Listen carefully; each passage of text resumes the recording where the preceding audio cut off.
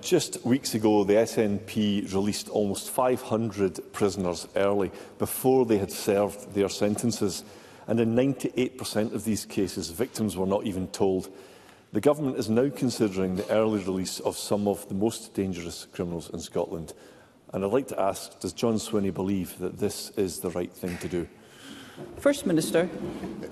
Presiding Officer, I understand the seriousness of the issues that Mr Findlay puts to me today, and we have to address the rising prison population in a sustainable and effective way. The Government took measures which were explained fully to Parliament, and they only took place once we had parliamentary consent to the steps that we took. And my view fundamentally is that there is a difficulty about the rise in the prison population. The prison population this morning is sitting at 8,322. It's at a very high level, and ministers are concerned for the well-being of prison officer staff and for prisoners as a consequence of the level of congestion there is in our prisons. So we have to act, and the Cabinet Secretary will give a statement to Parliament this afternoon on these issues. Russell Findlay. Thank you. In 2015, John Swinney's government ended automatic early release of prisoners serving sentences of more than 4 years. My party voted against it because we believe it should have gone further by applying to both short and long-term prisoners.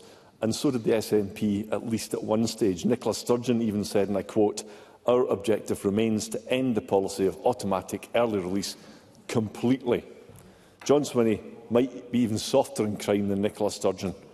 Victims groups feel that killers, rapists, domestic abusers, drug dealers and child abusers could be freed early. So does the First Minister personally believe they should be let out without any consideration of victims or public safety? First Minister. President Officer, if we follow the logic of what Mr Findlay said in his question to me and the Conservative position that he articulated from 2015, that would result in a much higher prison population than we have today, because it would result in prisoners serving longer than was the case, and we would have an even more congested and, I would say, fundamentally unsafe prison estate if that was to be the case. Now, what we've got to do is we've got to take the appropriate measures to ensure the sustainability of our prison system. The prison system and the reality that we're facing today, it's not a reality that we're alone in facing, because this reality has been faced in other parts of the United Kingdom, and significant action was taken by Mr Findlay's colleagues in government before the general election. It's been taken by the new Labour government after the general election to address the fact that there is significant pressure on prison population throughout the United Kingdom. Now, what we will take is we will take a responsible approach which will be subject to parliamentary scrutiny, and we will always take into account the perspectives and the views of victims and address the concerns which they legitimately have about these difficult issues. Russell Findlay. The reason the prisons are in such a catastrophic state is entirely down to this SNP government.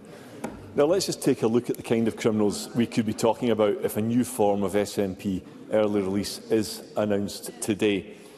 Here are some examples of recent sentences imposed by Scottish courts. 7 years for raping a 10-year-old girl, 9 years for stabbing a man to death, 5 years for sexually abusing 4 young boys. All of these criminals, and many, many others like them, could be let out early. People in the real world can't get their heads around criminals not serving the sentences that they are given. So would the First Minister ever find it acceptable to let those kind of criminals out early?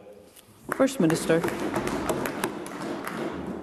Presiding Officer, the issues that Mr Findlay raises are serious issues, and it's not for me to question the sentencing policy that's independently decided by the Judiciary.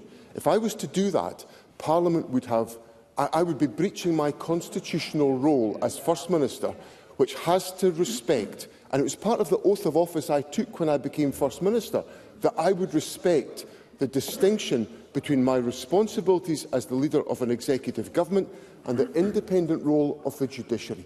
If I trespass into that area, I am fundamentally compromising the independence of the judiciary. Now, that might be what Mr Findlay wants to do, but it's certainly not what this First Minister is going to do, who respects the rule of law and respects the oath of office that he took. Now, Mr Findlay has indicated or suggested that somehow we are experiencing a lack of action on justice. Our prisons are absolutely bursting at the seams. That suggests to me that, it's been shouted, things have been shouted at me. So let me just clarify: Scotland imprisons more offenders per head of population than most other European countries. Now, we invest heavily already as a government in alternatives to custody to make sure we have a sustainable prison estate. But what we have got to ensure today for the prison officers who are running our prisons, and for our prisoners to whom we have legal obligations as well, that they are living in a safe and stable environment, and that will underpin the actions of the government. Russell Findlay. Unbelievable. What a stunning lack of self-awareness. John Swinney talks about respecting judicial independence, but by releasing 500 prisoners early, he trashed judicial independence. Over the past 17 years, the SNP have relentlessly weakened justice in Scotland. Criminals already get away with inflicting pain and misery on innocent people due to the SNP's failure to tackle crime. Victims and the law-abiding majority are paying the price, and for far too long, the SNP's justice system has sided with criminals and not victims. Police issuing a slap in the wrist for serious crimes, the Crown Office diverting criminals from prosecution, and prisoners not serving sentences imposed by the independent judiciary. There's a stunning lack of common sense, and it's leaving people feeling that this Parliament does not represent them. So why has this government stacked the entire justice system against crime victims? First Minister. That is patently untrue. Yes, absolutely. Over the last decade, the average length of prison sentences has increased by 32%. 32%. That statistic alone demonstrates that Russell Findlay is putting complete nonsense to me at First Minister's questions. 98% of all those convicted of rape and attempted rape between 2019 and 2022 received a custodial sentence. That is another fact that refutes what Russell Findlay has put to me today. Now, we have an obligation to ensure that we run a stable and safe prison system, and at the level of the prison population just now, that is a challenge for ministers to fulfil our obligations. So ministers must act. The Justice Secretary will give full and transparent information to Parliament in her statement this afternoon, and the Government will take forward the steps that have to be taken, but they will require the consent of Parliament to do so. Question number 2, Anna Sarwar. Thank you, Presiding Officer. When Parliament returns after the upcoming recess, it will be the start of winter. And every year we have a winter NHS crisis. But the Royal College of Emergency Medicine have said it is